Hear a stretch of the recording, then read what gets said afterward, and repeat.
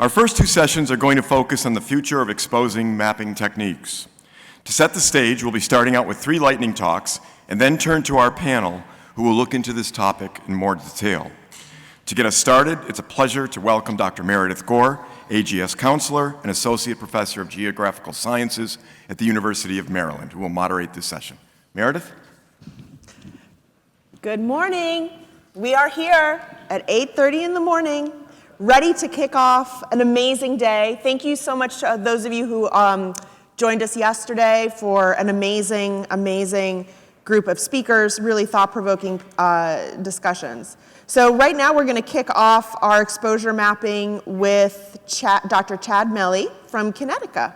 Come on up. Thank you. And I hope I pronounced your last name right. Yeah, that's right. Well, I'm going to talk on the topic of leveraging generative AI for real-time assessment of risk and damages during catastrophic weather events. We work with organizations like FEMA, Verisk that spoke yesterday, other insurance providers and defense agencies that are very interested in this topic. So when we have catastrophic or damaging weather events, speed and accuracy of insights are paramount, right? Because it's all about resource allocation and understanding where to effectively deploy resources. And there are really 3 trends that are occurring right now that are coming together that are really helping us elevate our ability to accurately and quickly identify opportunities to respond better. The first being real-time analytics. So this is about the continuous monitoring and analysis of data as it's created. Now, in the past, real-time analytics typically came with a compromise of doing simple analytics, right? If a number goes above a certain threshold, make a decision. But the kinds of analytics that we're talking about are much more sophisticated, and as a result of emerging technology, though, we can now compress the time frame to make those kinds of decisions. Obviously, geospatial data has been around for decades, centuries, but geospatial data is now becoming big data. A proliferation of GPS devices, satellites, Bluetooth tags. We're just seeing much more data with a longitude and latitude associated with it. In fact, this recent study by MIT issued just last month, the purple line shows the percent of all data created that has a longitude and latitude. It was less than 10% just a couple years ago, but in the next couple years, 1/3 of all data will be geospatial data. Right? And soon we'll surpass things like social media data. And then we have generative AI. And there's a couple ways generative AI will impact this space, but the one that I'm going to focus on here is the conversion of natural language to SQL, where you can ask questions in plain English or other languages and convert it to geospatial code and execute it. And geospatial questions, certainly for this room, they're easy to think about, like, what is the average cell phone download speed in this building right now? That's an easy thing for people to get their arms around, a natural question to ask. But the code to answer that question can be quite complex, as illustrated on the right. And generative AI can convert that language to that code. Behind all these trends is the rise of the GPU. Certainly, if anyone following artificial intelligence and the renaissance that started close to 10 years ago, the GPU's been behind this. It's just a next level paradigm for doing that. But it's also the GPU is behind our ability to do more advanced geospatial analytics and get these insights in a much faster time frame. So I'm going to show you a demo of this in action. So at the top, you'll see a prompt, and the question is, show me building footprints that are affected by weather events today.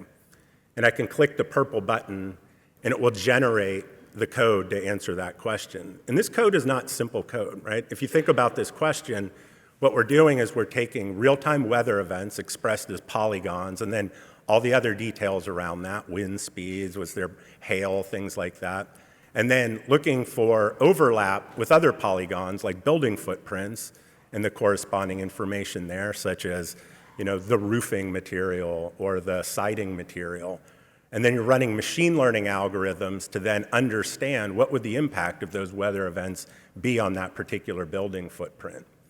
And then we can then visualize that question that we now began asking in plain English. And now we've got a map of the United States with all the affected building footprints. We can drill down in this case in the Tampa, St. Petersburg area, all the way down in real time to the individual affected building footprints. But more importantly, and in this next question, but it could be any question, which building footprints had the highest policy limit, that might be important to an adjuster on the scene. But really the point I want to make is this is enabling us to have a conversation with the data, ask novel questions. We don't always know, based on the situation, what questions we want to ask in advance. And this allows us to essentially ask any question. So these trends are really going to come together to allow us to do more accurate predictions, respond faster, and ultimately that's going to lead to greater resilience in the face of catastrophic weather events. So to learn more, check out our website. We've got some other videos and case studies you can check out. Thanks. Thank you so much for that. Now we're going to have Ms. Bessie Schwarz offer us a different perspective as we continue to think about how spatialized data is going to inform decision-making in the future. Awesome. This actually goes very well with the last slide. So I'm the co-founder and CEO of Floodbase, and we're an end-to-end data solution for a new type of insurance called Parametric insurance, which issues payouts virtually automatically. And now we focus on flooding because flooding is the most common and costly disaster. Trillions of dollars of GDP exposed, and floods are set to double in the next several decades. Yet 83% of flood losses are uninsured. And a huge portion of this is government and business risk that just cannot get covered today. These are just 3 clients that came to us because they could not find coverage elsewhere. And that was because there was not an accurate way to reliably monitor their risk at any moment and price it back in time. And that's essentially what we've pioneered, and I've been working on this science for over 10 years now. What you see is just a snapshot of the technology over California during major events that happened at the beginning of the year. This is the full extent of the flooding across the entire state every single hour for the several weeks. And this was being used by FEMA at the time. By doing this continuous mapping, we can necessarily capture the peak of the flood, no matter when it happens. We do this because we combine commercial, public, private satellites and ground data to infer what the satellite would have seen had it been there. But now the question is, how do you turn that mapping into an insurance policy? So the first thing that we do is take a client or government's location, draw a boundary around their property, their farm, or the area that their customers come in from. In this case, this is a retail store. They care about where their customers are going to come from because nobody goes shopping during a hurricane. So what you're seeing here is the area around Houston during Hurricane Harvey, mapped every hour in this custom circle. On the left, you see the amount of flooding in square meters pictured as it rises. But we don't care just about Hurricane Harvey. We care about every event that has happened in the past, so we can set trigger threshold points, price this policy for this custom circle. And that's when they would have gotten payouts with this policy. So what the question really becomes is, what is the experience of someone who can now get this? The end-to-end data solution essentially takes in this continuous flood mapping from a variety of different sources, combines that with the customer's location and their asset value, and then outputs all the underwriting tools and all the monitoring required to issue a new form of insurance anywhere. So we're monitoring, letting you know how much flooding is happening, how close you are to your trigger threshold point. Once we notice the flood has happened at the level predetermined, we alert the insurer makes the payout, and this can happen within hours or typically within days. And it's occurring everywhere around the world at any hour. So let me just give you 2 examples of how this is used for new forms of protection. So this is a city off the coast in the US. They're highly reliant on tourism, and there's basically one bridge that goes from the mainland into this island city. When there's a major flood, this is often down, and they lose revenue. So they took out an insurance policy to get quick injections of capital before they get government aid, so they could take control back and use it for whatever they needed. This is another example from the country of Colombia, where they were concerned about widespread default from farmers after major flood events.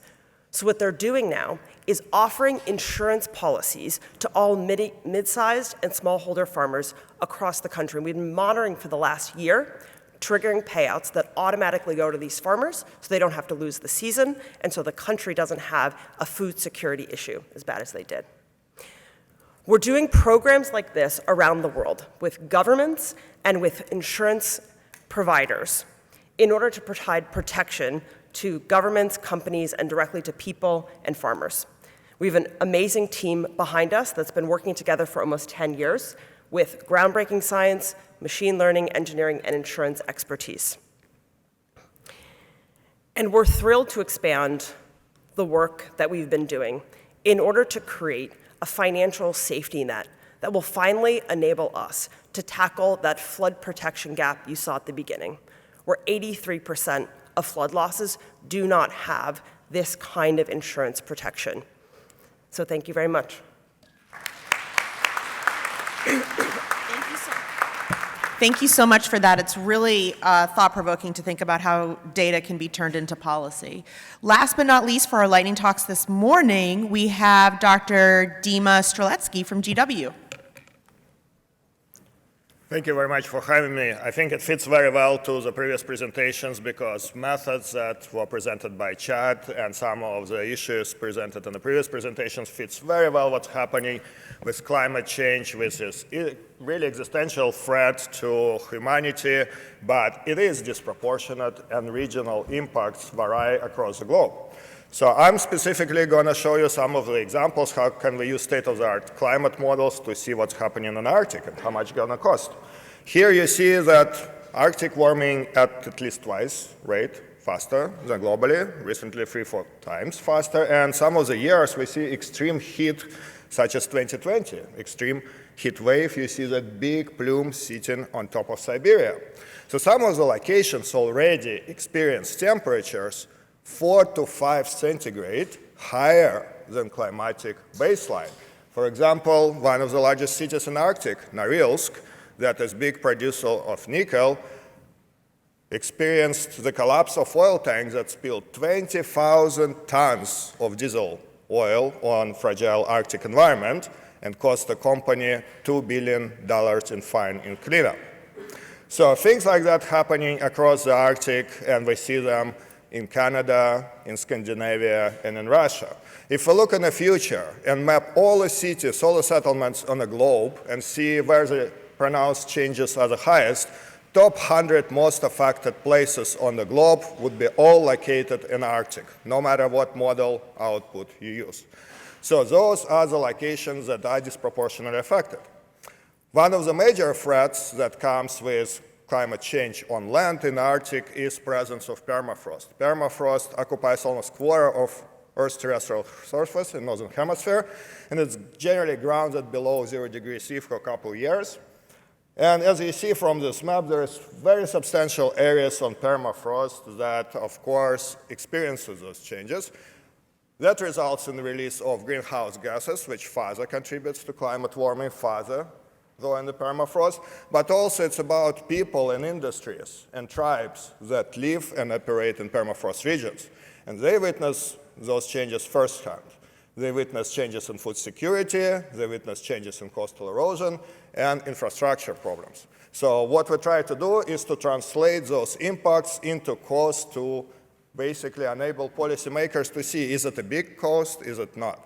So we're using state-of-the-art climate models, we're using sophisticated geophysical, geotechnical models in order to create this GIS framework of how to translate very complex climate to something that we can provide to engineers and policymakers in terms of loss of bearing capacity, which is ability of foundations to support structures, and ground subsidence, which is basically impacts on linear infrastructures, right, how your roads, pipelines, and railroads will be affected. So we're overlaying this with existing infrastructure, something that Chad showed in the first presentation, but we're just going to show very large circumpolar scale, but can be done at individual building. And then we combine the costs, right? We need to scale the costs across the countries, we need to combine them to inflation rates, and so on. So some of the results, very large scale, right? We can zoom into very specific regions, show very pronounced warming under high emission SSP 585 scenario relative to kind of middle of the road scenario for 3 selected models. You see those changes. Ground subsidence, linear infrastructure, roads, pipelines, very affected north slope of Alaska, Mackenzie Valley, and northwest Siberia, where there is a lot of development. Now, buildings are also affected by changes in permafrost, and those red colors basically show wide swath of places, populated areas, majority of them in subarctic, which will experience damages to foundations and buildings by mid-century. So the question is, how much does it cost, right? So it costs about 170, 182 billion exactly by mid-century under, well, middle of the road scenario, and it increases pretty much by 100 billion by using the high emission scenario. So of course, by share of infrastructure, Russia is affected the most and burdens the most of the cost. There are a lot of other factors, such as lack of monitoring and inadequate maintenance can substantially increase those costs, right? But adequate planning and monitoring of permafrost conditions can significantly reduce it, to adapt it.